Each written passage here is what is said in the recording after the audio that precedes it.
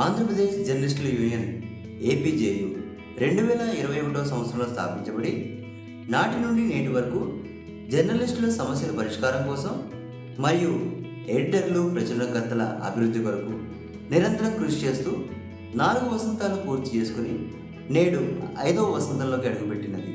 ఈ సందర్భంగా రాష్ట్రంలోని జర్నలిస్టులకు, ప్రచురణకర్తలకు, ఎడిటర్లకు ఆంధ్రప్రదేశ్ జర్నలిస్టుల రాష్ట్ర కార్యవర్గం మరియు జిల్లా కార్యవర్గమునకు శుభాభినందనలు తెలియజేయుచున్నది.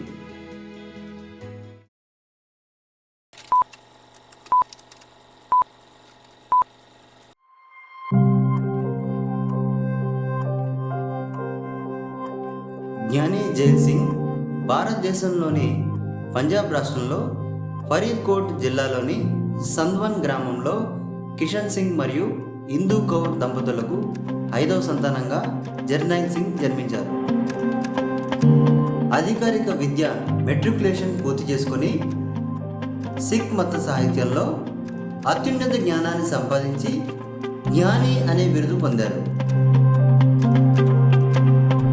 బాలుడుగానే స్వతంత్ర సాధనే స్ఫూర్తిగా కలిగి ఉండేవారు.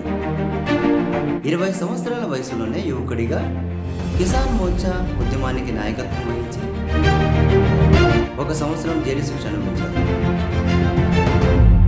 తదుపరి All India State People's Conference అనుబంధంగా ఉన్న రాజకీయ సంస్థ ప్రజామండలిని స్థాపించి ఉధృతంగా ఉద్యమించారు.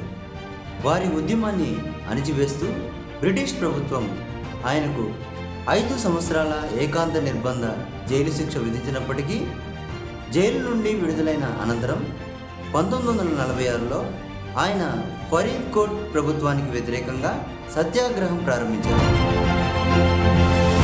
ఆ సంవత్సరమంతా ఉధృతమైన ఆందోళన నిర్వహించారు. ఆ ఉద్యమాన్ని పరిశీలించిన ఆనాటి బ్రిటిష్ ప్రభుత్వం ఆయన్ని మళ్ళీ 1 సంవత్సరం జైల్లో నిర్బంధించింది. 1948లో రాష్ట్రంలో ఆందోళన మొదలైన సందర్భంగా జ్ఞాని జైల్ సింగ్ నేతృత్వంలోని ప్రజామండల్ నాటి రాష్ట్ర సచివాలయాన్ని ముట్టడించింది. నాటి ఉద్యమ నేపథ్యంలో జ్ఞాని జైల్ సింగ్ ఫరీద్కోట్లో సమాంతర ప్రభుత్వాన్ని ఏర్పాటు చేస్తున్నట్లు ప్రకటించారు. జ్ఞాని జైల్ సింగ్ స్వతంత్ర ఉద్యమ స్ఫూర్తిని యువకుడుగా ఆయన పలుమార్లు జైలు శిక్ష అనుభవించడంతో ఆయన అసలు పేరు జర్నైల్ సింగ్ను జ్ఞాని జైల్ సింగ్గా ప్రాముఖ్యత పొందారు. జవహర్లాల్ నెహ్రూ మరియు సర్దార్ వల్లభాయ్ పటేల్ జ్ఞాని జైల్ సింగ్ ఉద్యమ స్ఫూర్తిని గుర్తించి వారు జోక్యం చేసుకున్న తర్వాత మాత్రమే ఆయన ఆందోళన విరమించుకున్నారు. స్వతంత్ర సాధన అనంతరం 1948లో పాటియాలా మరియు తూర్పు పంజాబ్ రాష్ట్రాల యూనియన్ ఏర్పడింది.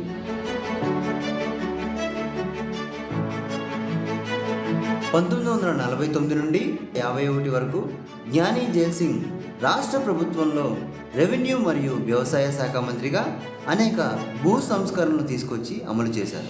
1956 నుండి 62 వరకు రాజ్యసభ సభ్యునిగా సేవలందించారు.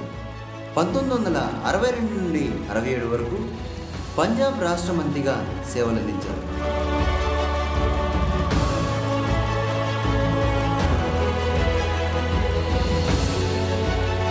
1966లో పంజాబ్ రాష్ట్ర ప్రదేశ్ కాంగ్రెస్ కమిటీ అధ్యక్షుడిగా పదవి బాధ్యతలు చేపట్టారు. కాంగ్రెస్ పార్టీని బలోపేతం చేసి 1972 నుండి 77 వరకు పంజాబ్ రాష్ట్రానికి ముఖ్యమంత్రిగా ప్రాతినిధ్యం వహించారు. బీసీ వర్గాల నుండి ముఖ్యమంత్రి కావడం అదే ప్రథమం. పంజాబ్ ల్యాండ్ రిఫార్మ్ యాక్ట్ను రూపొందించి 1972లో అమలు చేశారు. ముఖ్యమంత్రిగా అనేక సంస్కరణలను ఆయన పాలనలో రూపొందించారు. వాటిలో ప్రముఖంగా మజ్హబీ సిక్కులకు మరియు వాల్మీకులకు రిజర్వేషన్ కల్పించారు. స్వతంత్ర సమరయోధులకు జీవితకాలపు పింఛన్ను అమలు చేశారు. పలు విప్లవాత్మక నిర్ణయాలతో ముఖ్యమంత్రిగా చెరగని ముద్ర వేశారు. 1974లో భారతదేశంలో మొట్టమొదటి సెమీకండక్టర్ ఫ్యాబ్రికేటింగ్ యూనిట్ను స్థాపించారు. ఈ విధంగా పంజాబ్ రాష్ట్ర అభివృద్ధికి ముఖ్యమంత్రిగా పలు రంగాలలో విశేష కృషి చేశారు.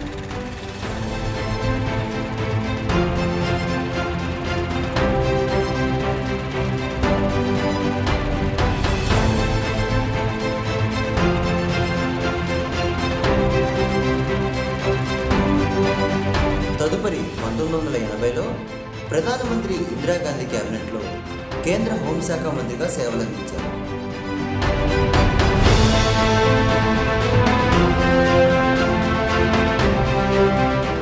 జూలై 25, 1982న భారతదేశ 7వ రాష్ట్రపతిగా ప్రమాణ స్వీకారం చేశారు. On the 25th of July 1982, I, Jayal Singh, do swear in the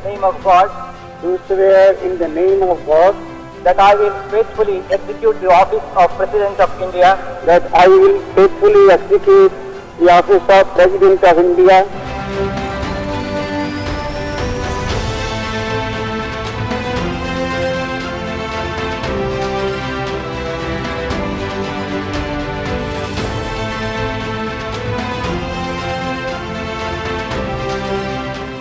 1984లో భారత ప్రధాని ఇందిరాగాంధీ స్వర్గస్థులయ్యారు.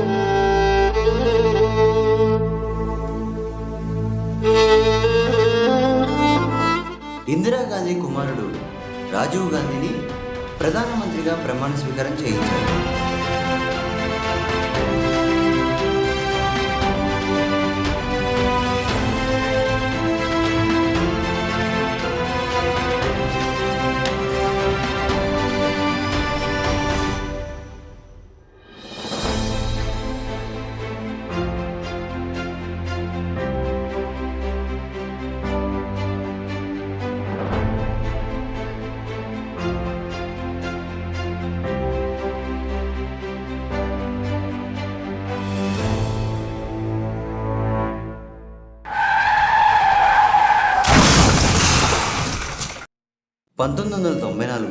డిసెంబర్ 25న వారు ఈ లోకాన్ని విడిచారు.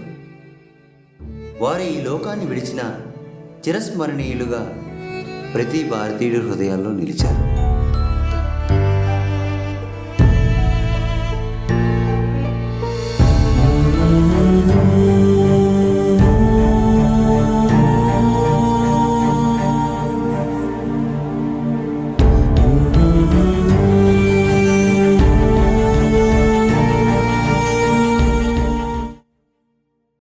ఈ విధంగా జ్ఞాని జైల్ సింగ్ ఒక సాధారణ బాలుడిగా స్వతంత్ర ఉద్యమ స్ఫూర్తిని పొలికిపుచ్చుకొని యువకుడిగా పలుమార్లు జైలు శిక్ష అనుభవించి పంజాబ్ రాష్ట్రానికి మంత్రిగా, ముఖ్యమంత్రిగా, భారతదేశానికి హోంశాఖ మంత్రిగా, భారతదేశ అత్యున్నత పదవైన రాష్ట్రపతి పదవిని అధిరోహించి పలు సంస్కరణలకు ఆద్యునిగా తన జీవితాన్ని దేశ స్వతంత్రానికి, ప్రజా శ్రేయస్సుకి అంకితం చేసిన చిరస్మరణీయుడు జ్ఞాని జైల్ సింగ్ గారు.